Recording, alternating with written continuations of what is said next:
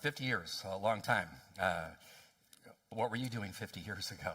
Were you here on the planet 50 years ago? As I thought about 50 years ago, July 27th, 1975. That was a great year, wasn't it? Were you here? How many were not here in 1975? Oh my gosh. You missed so much fun back then. Disco and all that kind of stuff. 1975, that was my senior year in high school. And I often thought about, were you here then? Yeah, praise God for you, brother. Yeah. Were you in the Army back then too? You were at West Point. Praise God. Yeah. Excellent. Thank you for stepping in the gap in 1975. Great year, a lot of fun. My senior year, couldn't wait for it to get over and go to college and have fun. And I often thought about it. It's like back then is when this church started. So the place where I would eventually be when I turned 49 is when I accept this job. When you think about your life, it's kind of weird how God kind of guides you along, you know, and if I were to speak to myself as a younger man, I think I would tell myself to relax more. Wouldn't you? Just relax and follow God and just don't worry about the ride. God's going to do some great things. So 1975, July the 27th, 57, I would call them courageous Christians, stepped out to start a non-denominational church. Their pastor was Mike Winship. And they founded this non-denominational church based upon the Great Commission, Matthew 28, 19, and 20. You know that Great Commission, to go into all the world and preach the gospel, to baptize people, to do it in the name of the Father, Son, and the Holy Spirit, to make disciples, all that stuff. We have been committed to that, and they were originally committed to that big time. They wanted a Bible-believing, Bible-teaching church in a very testy area of the world, and look at what God has done. That was July 27th. By September, they had a whopping 83 members. They were smoking. They were moving. And when it came September of 1975, they signed a sacred covenant that you can read. We'll eventually have these magazines available for you to actually read the covenant. But it's a great covenant to read of what those original believers covenanted to devote their lives to and devote the church to. And we are still that great kind of church devoted to those concepts built from the Great Commission. So, did the last 50 years, was it smooth sailing, piece of cake, no problems? How many were here back then? Because I know some of you, yes, some of you were here then. There were trials, there were many tests from God, but there were many victories, and God did some amazing things. So we're going to spend the entire month reflecting on just how great God has been to the church and how he has blessed it. And they had their history that they developed with their big vision. I've been here 17 years now. We have more stories to tell and more things to see of God's great hand. But as we look backward this morning at what God has done, there's also some looking forward, always is, because God is still moving us out. But it leads to a couple of questions. Number one, what would God have us to do? Like, what God would you want me to do? In light of your blessing on this church, your faithfulness, what does it call me to do? And how would you have us to respond? And I think as I've thought about it and talked to staff about it, one of the greatest passages in the Old Testament is Joshua 4 to talk about just how faithful God is. A wonderful passage. Before we get to that, since Old Testament history may not be your background, we need to review just a little bit, right? Before we dive into chapter 4. So I need to kind of like set the context. So in this particular context, the Israelites have been in the wilderness for how long? 40 years. Why in the world were they wandering in the trackless desert of the Sinai, where I have been? There's not much out there. Occasionally you'll see an acacia tree, and it's not much of a tree for some shade. They were out there for 40 years. Why? Yeah, they came out of Egypt, but what happened? They disobeyed God. When they sent out the 12 spies to go check out the land, 10 spies came back and said, there is no way we can take the promised land that God has given to us. The enemies are too great, and there's giants there. You know, like the Anakim, the Zazuman, all those people like, Goliath. There's no way we can do it.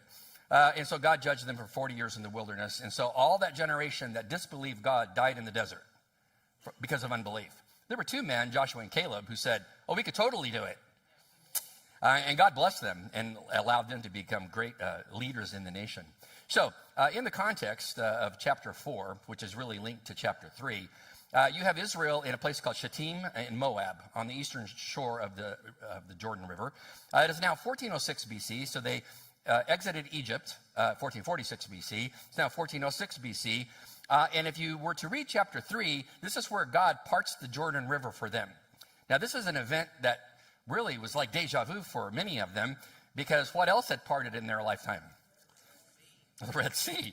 So you would think if God can separate the Red Sea hundreds of feet deep and part it and instantly dry up the ground to allow his people to walk over on dry ground, and then when they got to the other side of it, immediately close it on top of the Egyptian army. You've seen the movie, Sisabudimo? Yes. It's just, I don't even know how many times I have seen that movie. It's like, this is amazing. So chapter 3 is the parting of the Jordan River at flood tide. Now, I've been to Israel for many times over the last, 25, 27 years, taking people there. I've always thought it kind of odd that when they came up from the Sinai, God sent them out toward Moab across the desert on the south tip of the Dead Sea and made them come in from the east. Why? He could have just made them turn left at Kadesh Barnea and go straight up around the mountains and go straight up the western side of the Jordan River and not have to cross it at flood tide. Aren't God's ways just, they're interesting. He made them do it the hard way.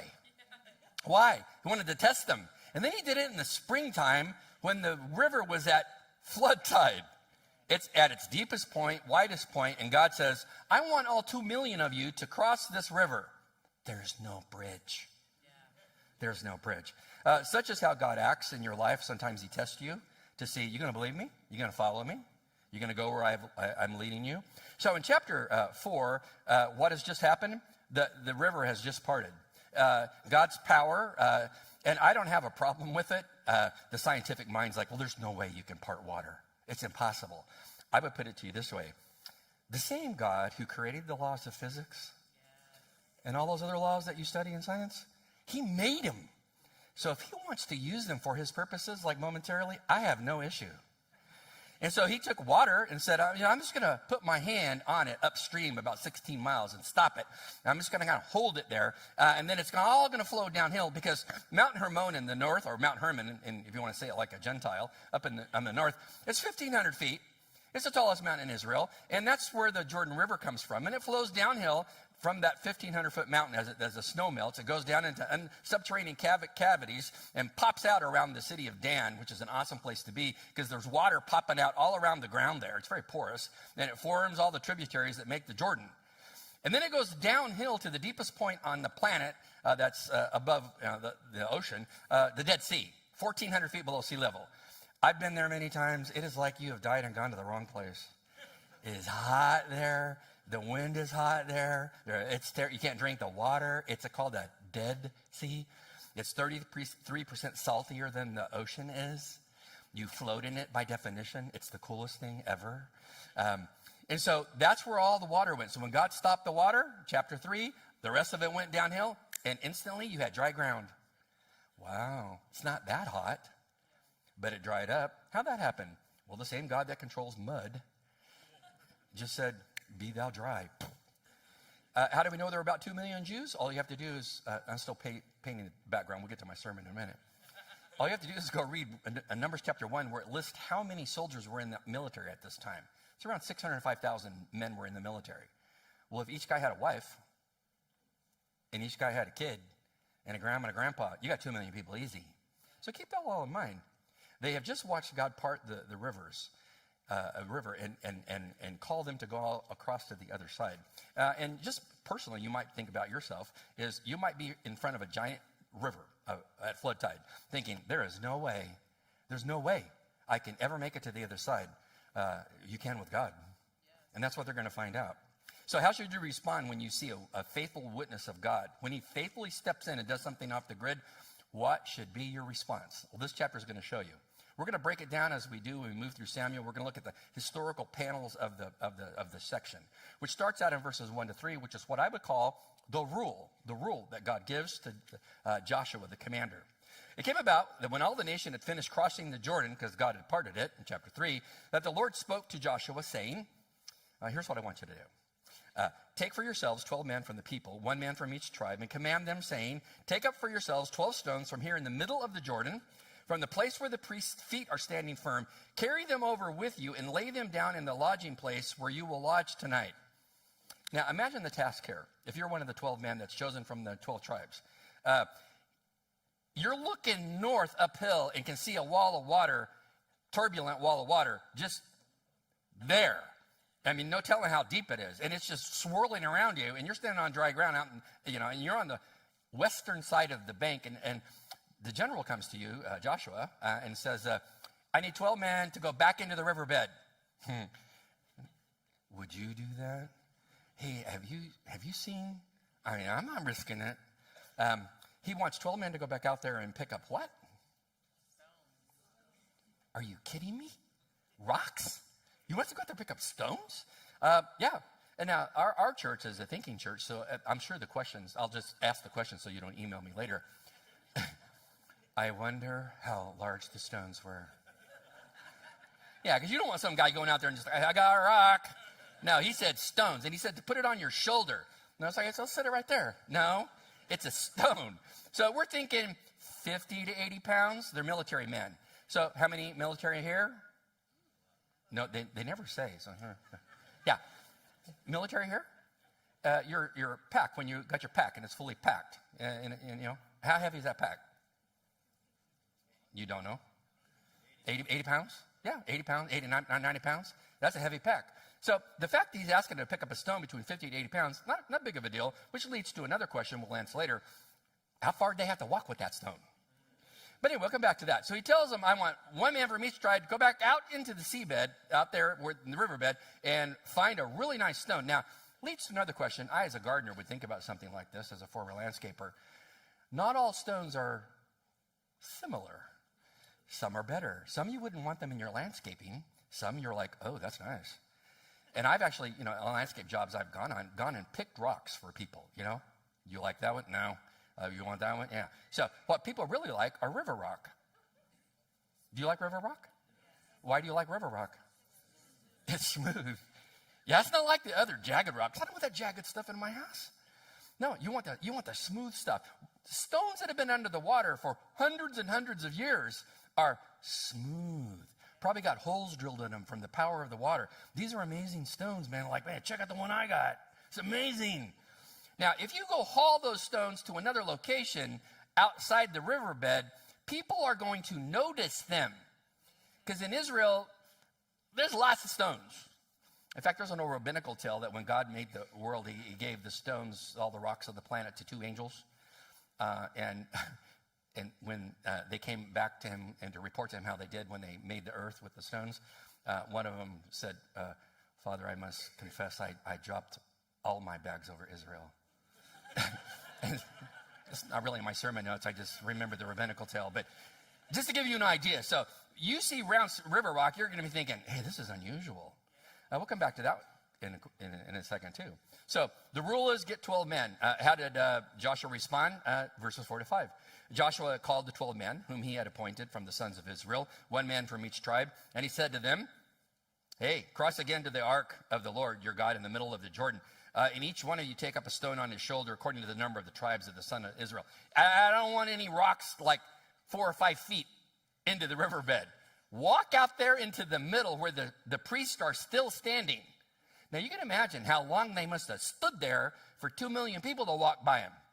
And so he said, I want you to go back out there and find a stone in the area where they are. The Jordan River has an average width of 100 feet. It has an average depth of 3 to 10 feet. Flood tide, it's deeper. And so he says, go back out there. Now, he's a general. I don't know. We have generals in our church.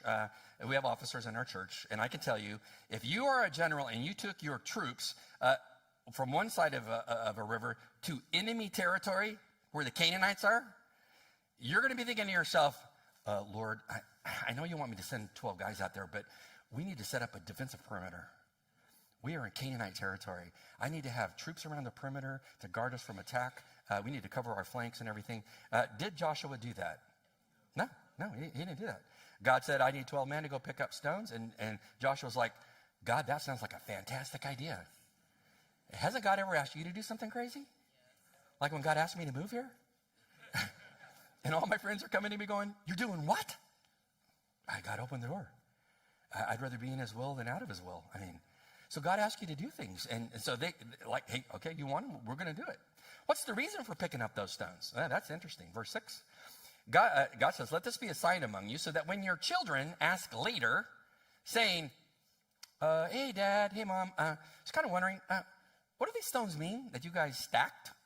And then you shall say to them, because the waters of the Jordan were cut off from before the ark of the covenant of the Lord. When it crossed the Jordan, the waters of the Jordan were cut off. So these stones shall become a what? A memorial. A memorial. Something that you remember to the sons of Israel forever. When I first moved here, my dad's best friend and the man who mentored me in the faith when I grew up, Nick Nicholas, was on Peleliu as a Marine. Shot 6 times by a sniper. Lived. Great man of God. When I moved here, one of the very first things I did is I went to Iwo Jima. And his wife, Virginia, was still alive. And this man who impacted me all of my life, I went there and took some pictures. And I sent him to who? Virginia. To say, we remember Nick and his sacrifice for the country. Memorials. That's what they're about. To make you stop and think, why are those guys holding that flag? Well, this is why they were holding that flag. And so he said, let it be a sign. Who's going to start asking questions? Kids, children. Do you have some? Yeah. Aren't they inquisitive? Yeah. Everything you tell them, especially as they get older and they learn argumentation and reasoning, and all of a sudden you realize, I have raised myself. Everything you tell them, it's like, why? Why? I need to know. Well, just because I said so. No, I need to know why. No, Mom and Dad, your statement's too emotional. I need some facts. And so he says, hey, I tell you what, you put them out there. You're going to set up a memorial. I'll tell you where in just a minute. And when the kids see this, they're going to go, hey, what's up with the smooth stones? They don't look like any of the other stones around here. What is up with those stones? Well, who's supposed to instruct them in spiritual things? Go call a priest. Dial the church. Ask for Pastor Marty, Pastor Jim, Pastor Michael. Ask them, what did he say? Who's supposed to tell them? Why are you so quiet now? The parents. The mother, the father. Well, son, back in the day when your grandparents were, they were on the other side of the Jordan River, and God parted it. And the priests stuck their feet in there as they're carrying the ark of the God, and the minute their feet hit the water, it parted, and the ground was dry. It was a miracle from God, and we can't ever forget how great God is. Never forget. And so educating the children was the responsibility of the parents. This is a big biblical motif in the Torah. Case in point. The first Passover. Here's what we read in Exodus 12. Moses says, when your children say to you about this Passover service, what do you mean by this service? You shall say to them, this is the sacrifice of the Lord's Passover, because he passed over the houses of Israel in Egypt when he struck the Egyptians, but spared our houses, and the people bowed their heads when they heard this, and they worshiped. Passover means to pass over. So anybody slaying the little lamb, the innocent lamb, by confessing their sin on it and slaying that lamb and taking a hyssop branch and painting that blood of that sacrificial lamb on the doorpost, when the death angel came from God down your street, again, I submit the movie to you, as that misty thing came, when an angel came, he sees the house with the blood on the doorpost and he goes to the next one. Why? With sacrificial blood delivers you from the wrath of God. This is Jesus, by the way. He is the Passover lamb. But who's supposed to teach their children about, well, Dad, why are you painting blood on the doorpost of the house? Well, God looks at the sacrifice and he moves to the next home because the sacrifice covers sin. It's his parents' responsibility. Not that the church is not supposed to teach, but first and foremost, that kind of spiritual teaching should be happening in your house. Talking about the faithfulness of God. And I'm sure, because our family has many stories that God has given your family of the faith where God's done things off the hook. Don't forget to tell them to your children and your grandchildren, the greatness of God. When God gave the law to Israel, Deuteronomy 6, it says, when he gave this law, when your son asks you in time to come, what is the meaning of the testimonies and the statutes and the rules that the Lord our God has commanded you? You shall then say to your son, this is the parent, we were Pharaoh's slaves in Egypt. And the Lord brought us out of Egypt with a mighty hand. Miracles, the 10 plagues, the parting of the Red Sea. And the Lord showed signs and wonders great and grievous against Egypt and against Pharaoh and all of his household before our eyes. We saw the empirical evidence. We witnessed it. And he has brought us out from here that he might bring us in and give us the land that he swore to give to our fathers. And the Lord commanded us to do all these statutes, to fear the Lord our God for our good always, that he might preserve us alive as we are this day. Again, when the law was given and the kids are wondering, hey, what's up with the 10 commandments? What's up with the 613 additional commandments? I mean, what is up with all these commandments? All these rules and regulations from God? Well, son, let me explain to you. God is telling us as sinners what are the requirements to have a fellowship with him. Involves sacrifice. But your daily walk, you need to be doing these things because these are how people walk that love God. So the fact that you find in Joshua chapter 4, when God parts the river here, he had done it in Egypt with the sea. Now to get them out of Egypt, now he's taken them into the promised land. So it's most fitting for God to part a river and then tell them again, make sure you always tell your children these stories. So I submit to you as your pastor, what stories are you telling your children based on historical fact, either biblical or otherwise, about the faithfulness of God to you and to your church? It's fitting for him to do this. As we reflect on our 50 years and all the things that God has done, many stories pop out in my mind. And I'll share some of those with you. One of them involves the building. When we were doing 5 services, do you remember that? And I couldn't remember, like, in service 3 if I had said what I said. And I mean, you try it, doing it 5 times in a row. It was like challenging. And God grew the church and it flourished. And so we decided as the elder council, we needed a building. And we were debt free at the time. It was an awesome place to be. And so we decided as elders, as we crunched all the numbers, that we needed to raise $9 million. So the elders told me and Darren, put together a program to teach people about the vision, the opportunity to give and support the vision. And we need to raise $9 million. I'm like, I'm not a fundraiser. And Darren's like, I'm not a fundraiser. I'm like, well, okay, well, we'll do it. And so we put it together. Remember, it's based on baseball motifs for some strange reason. Yeah. And God blessed that to the tune of almost $14 million for a down payment on a $17.9 million building. That was a work of God. That people that even moved away continued to give. Why? Because they were all about the vision of the church to reach people for Christ and grow saints. So now, just to let you know, in case you're new, we've been paying on that loan for 5 years. It's a 30-year loan. By the end of this year, we're scheduled to pay it off. That is miraculous, and it's a testimony of the greatness of God and your obedience to give over and above to the support of the local church. And so I commend you for your obedience. So those are the kind of stories we tell our children. In verses 8 to 9, we have what is called the remembrance. It says, the sons of Israel did as Joshua commanded. They took up 12 stones from the middle of the Jordan, just as the Lord spoke to Joshua. According to the number of the tribes of the sons of Israel, they carried them over with them to the lodging place, and they put them down there. What was the lodging place? Well, they're going to take them to Gilgal, which is about 2 miles northeast of the first city that they're going to attack, Jericho. And they take them there, and Gilgal in Hebrew means circular. And so it's quite possible that they put the stones together as they stack them in a circular format, which will completely get your attention. And they took them there, and they were prepared to do exactly what God called them to do, that when people saw these stones, to tell them the story of what had happened at the Jordan River that day. You must stop and ask yourself, when I reflect upon the greatness of God in my personal life and in my church life, am I prepared to talk about God's faithful provision no matter what, to tell the stories? When the church began to grow and to flourish by June of 1978, it was growing. So what they did is they bought land. Well, they didn't buy enough land. They bought like 3 acres of land, 3 to 4 acres. By September of 1986, they realized that their investment was too small because they couldn't put a church on that small a piece of a property. So they stepped out in faith and went way out into the country and bought land out here. This was I don't know if you've seen pictures. We have pictures in the church office of this place back then. It's like countrified. It's in the middle of nowhere. It's like Burke. I mean, weren't they going to build the airport here at one point? Why? It was in the middle of nowhere. How about this road out here, this big giant road that everybody, is it 7100? It wasn't like that. It was like a little 2-lane road with trees hanging over and stuff. So they went out here and said, there's a 13-acre parcel right out there. They expanded their vision, got rid of the other land, bought this land, which was a big step for a little church like that. And then look what happened all these years later.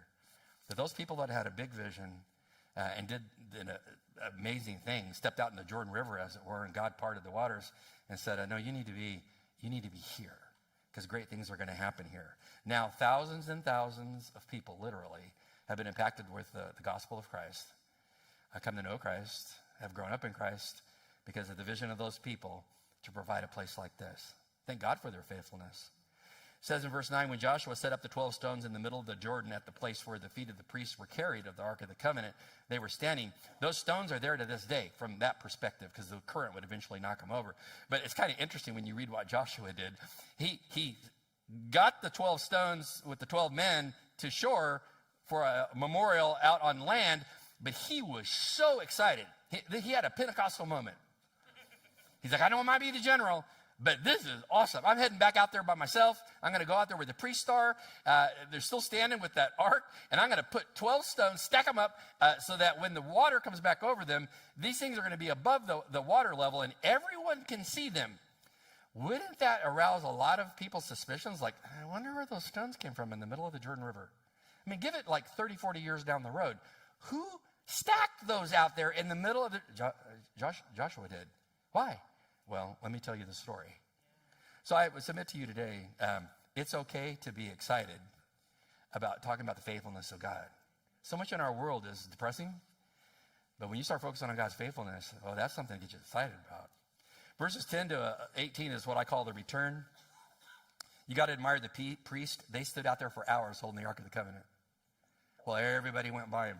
It says in verse 10, the priests who carried the ark were standing in the middle of the Jordan until everything was completed that the Lord had commanded Joshua to speak to the people according to all that Moses had commanded Joshua. And I love this part. And the people did what? Wouldn't you? You want me to do what? You want me to step in the... You see the water over there? Yeah, they all jumped into the water, where the water was, and they took off, and they crossed hurriedly. And the priests are still standing out there going, everyone's running by. We're standing here. You got to tell, hey, those priests were courageous men. Verses 15 and following are chronologically a little bit out of order, so I'll read them first. It said, Lord said to Joshua when they eventually got to the other side, command the priests who carry the ark of the testimony that they come up from the Jordan. So Joshua commanded the priests and said, come up from the Jordan. And it came about when the priest who carried the ark of the covenant of the Lord had come up from the middle of the Jordan, and the soles of the priest's feet were lifted up from the dry ground, that the waters of the Jordan returned to their place and went over all of its banks as before. The fact that happened instantaneously tells you that was a miracle. No, there just was some kind of earthquake upstream, and it caused a landslide, like in California, and the dirt just came over the water, just happened to be at the right time when he said cross the river, and then I don't know how it dried up so quickly, but there was an earthquake, and then after they got across, then there must have been another, aftershock, and it moved that dirt and allowed the water to come up. Serious. No, God just stopped it. God dried up the riverbed, and the minute the priest stepped out of the water, God said to the water, you can now return from whence you came. And it did. Greatness of God. It says in verse 11, it came about when all the people had finished crossing, the ark of the covenant of the Lord's priests crossed before the people, and the sons of Reuben and the sons of Gad, half the tribe of Manasseh, crossed over in battle array before the sons of Israel, just as Moses had spoken unto them. There's about 40,000 equipped for war, crossed for the battle before the Lord to the desert plains of Jericho. And on that day, the Lord exalted Joshua in the sight of all Israel, so people revered him just as they had revered Moses all of his days. What is this deal about Reuben, Gad, and half the tribe of Manasseh? Well, they had talked with Moses before they crossed over back in the day and said, we want land on the east side of the Jordan River. And Moses said, well, there's one caveat. If I give that to you, you have to promise to fight with your brothers to take the promised land. So this is them fulfilling their duty to Moses and to God. And they revered Joshua. Why? Because they respected him. A leader followed God, listened to God, and a man of faith. People always follow a leader or leaders that exhibit those qualities. Verses 19 to 24 is what I call the re-education. People came up from the Jordan on the 10th of the first month, and they camped at Gilgal on the eastern edge of the Jericho. Why in the world does he give us these date markers? Because those date markers tell you the parting of the Jordan River happened exactly when Passover was instituted under Moses. not by chance. God does everything out to the smallest little letter. He said, you're going to cross on the day that Passover begins. It says, those 12 stones which they had taken from the Jordan, Joshua set up at Gilgal. And he said to the sons of Israel, he tells them again, when your children ask your fathers in time to come, what do these stones mean? You shall then inform the children, saying, will Israel cross the Jordan on dry ground? For the Lord your God dried up the waters of the Jordan before you until all had crossed, just as the Lord your God had done in the Red Sea, which he dried up before us until we had crossed. Let me tell you about a miracle, son, daughter. Let me tell you about the greatness of God. We have seen God, that same God, do miraculous things in people's lives, in our church, as they turn from darkness to light, trade kingdoms. And it tells us in verse 24 why. It's basically 24 is the climax to the entire chapter. It tells you this, that all the peoples of the earth may know that the hand of God is mighty, so that you may fear the Lord your God forever. He said God did this for two reasons. Number one, that the non-Christian can see the greatness of God. When God lets you see miracles, movements of his faithfulness, it's designed to tell the non-believer, don't you want some of that? To the Christian, the second thing, he says that you may learn to fear God, reverence him. If I reverence and fear God because he's holy, changes how I live, changes my lifestyle. The main motif of the passage is pretty simple. When God is faithful to work wondrously, we're challenged to memorialize it, to remember it. For what reason? To teach saints how to walk with God and to reach sinners, people that don't know God, to turn them into saints through the cross of Christ. God is a faithful God. He's been that way to our church. We thank him for it. He's that way to you. Trust him and follow him. Now let's worship him. Let's stand.